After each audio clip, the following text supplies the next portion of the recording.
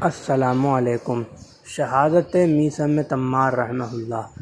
یہ واقعہ سیر اعلام النبلاء، تہذیب الکمال اور تاریخ طبری ذکر حوادث کوفہ میں مفصلاً مذکور ہے۔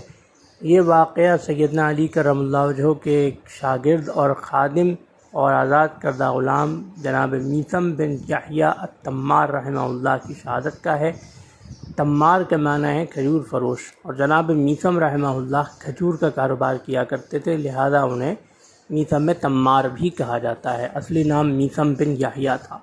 کہا جاتا ہے کہ حضرت میثم رحمہ اللہ جب بہت کم عمر تھے تبھی سے سیدنا علی کرم اللہ وجہہ کے زیر سایہ رہتے تھے، اور سیدنا علی رضی اللہ عنہ نے ہی ان کی پرورش کی تھی، انہیں پالا تھا، اور وہ سیدنا حسن اور سیدنا حسین رضی اللہ عنہما کے زیر سایہ یعنی ان کے ساتھ بڑے ہوئے، ان کے ساتھ جوان ہوئے۔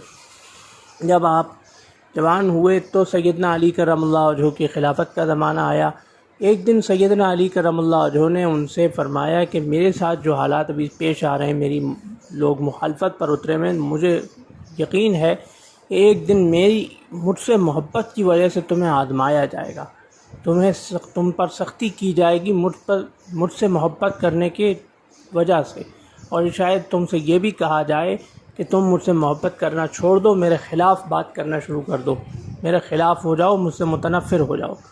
تو حضرت میثم تمار رحمہ اللہ نے فرمایا، آقا اگر ایسا ہوا بھی تو میں آپ کے خلاف کبھی نہیں ہوں گا، میں آپ سے کبھی دستبردار نہیں ہوں گا، یہ میرا وعدہ ہے۔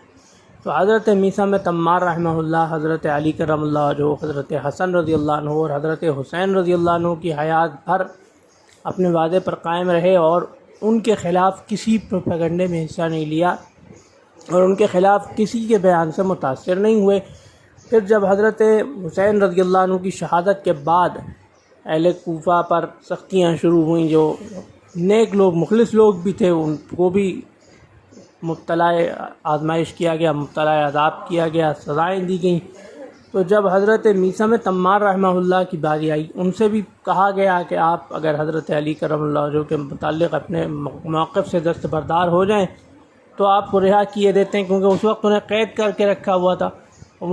فرمایا کہ میں ہرگز رہا نہیں ہوں گا، اگر آپ کو مجھے قید کرنا ہے قید کر دیں، قتل کرنا ہے قتل کر دیں، لیکن میں حضرت علی کرم اللہ وجہہ سے اپنی محبت سے دستبردار نہیں ہو سکتا۔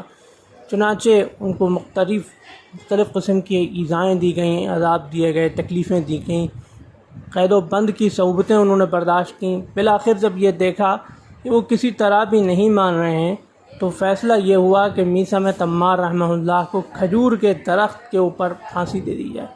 تو کھجور کے درخت کے اوپر آپ کو پھانسی دی گئی، اور ایک روایت یہ بھی ملتی ہے کہ آپ کی زبان بھی کاٹ ڈالی گئی۔ تو یہ تھا حضرت میثم تمار رحمہ اللہ کی شہادت کا اندوہناک واقعہ، جو جتنا المناک ہے اتنا ہی سبق آموز بھی ہے، کہ چاہے کتنے بھی سخت حالات پیش کیوں نہ آ جائیں، چاہے کتنی بھی بڑی مشکل کیوں نہ آ جائے، آدمی اپنے موقف سے دستبردار نہ ہو۔